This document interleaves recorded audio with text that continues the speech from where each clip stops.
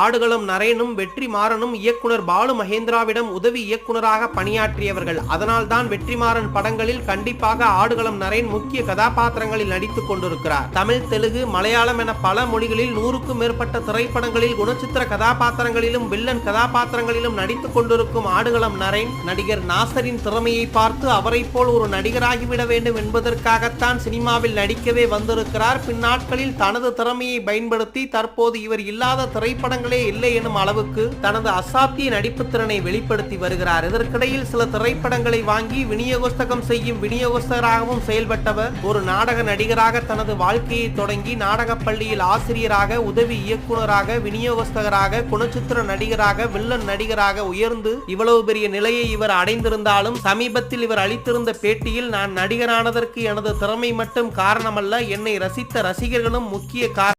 கர்நாடக மாநிலம் பெங்களூருவை பூர்வீகமாக கொண்ட பிரகாஷ்ராஜின் இயற்பெயர் பிரகாஷ்ராஜ். சினிமாவில் காலெடுத்து வைப்பதற்கு முன்பாக 2000க்கும் மேற்பட்ட நாடகங்களில் நடித்து ஒரு நாடக நடிகராக தனது வாழ்க்கையை தொடங்கியவர். பின்னாட்களில் கன்னட சினிமாவில் பல திரைப்படங்களில் நடித்துக் கொண்டிருந்தவரை கே பாலச்சந்தர் தனது டூயட் திரைப்படத்தின் மூலம் தமிழ் சினிமாவில் வில்லனாக அறிமுகப்படுத்தினார். தொடக்கத்தில் ஒரு வில்லன் நடிகராக அறிமுகமாகி குணச்சித்திரம், ஹீரோ, காமெடி என பன்முக திறமைகளை கொண்ட பிரகாஷ்ராஜ் தமிழ், தெலுங்கு, மலையாளம், கன்னடம், ஹிந்தி என பல மொழிகளில் 200க்கும் மேற்பட்ட திரைப்படங்களில் நடித்திருக்கிறார்.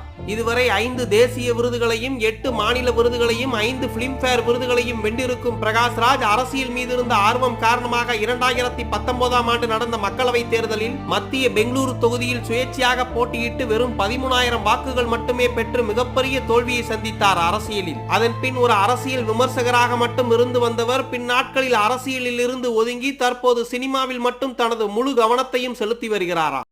ஒரு காலத்தில் தமிழ் சினிமா ரசிகர்களால் புரட்சி தளபதி என்று கொண்டாடப்பட்டவர்தான் நடிகர் விஷால். ஆக்சன் கிங் அர்ஜுனுக்கு அடுத்த இடத்தை இவர்தான் நிரப்புவார் என்று எதிர்பார்க்கப்பட்ட சூழ்நிலையில் இன்று தனது நண்பர்களால் பல கோடி ரூபாய் பணத்தை இழந்து தற்போது மிகப்பெரிய நிதி நெருக்கடிக்கு தள்ளப்பட்டு இருக்கிறாராம். அதற்கு காரணம் விஷால் பிலிம் ஃபேக்டரி எனும் சொந்தமாக தயாரிப்பு நிறுவனத்தை தொடங்கி அதனை தனது நண்பர்கள் மூலம் நிர்வகித்து வந்தவர். அந்த தயாரிப்பு நிறுவனம் மூலம் தயாரித்த 75% திரைப்படங்கள் மிகப்பெரிய தோல்வியை சந்தித்து பல கோடி ரூபாய் பணத்தை இழந்தார் நடிகர் விஷால். ஒரு கட்டத்தில் இவரது தயாரிப்பு நிறுவனம் திவாலாகவே அதை நிர்வகித்து வந்த நண்பர்கள் பாதியிலே விட்டு ஓடிவிட்டனர். தனது 37 வயதில் நடிகர் சங்க கட்டடம் கட்டிவிட்டு தான் எனக்கு திருமணம் என்று சொன்னவர் தற்போது 47 வயதாகியும் திருமணம் செய்து கொள்ளாமல் இவருக்கு நடந்த திருமண நிச்சயதார்த்தமும் நின்று போய் பிரபல நடிகையுடன் காதலில் கிசுகிசுக்கப்பட்டு பல கோடி ரூபாய் பணத்தையும் இழந்து தற்போது மனதளவிலும் உடலளவிலும் மிகவும் பாதிக்கப்பட்டுள்ளாராம் நடிகர் விஷால்.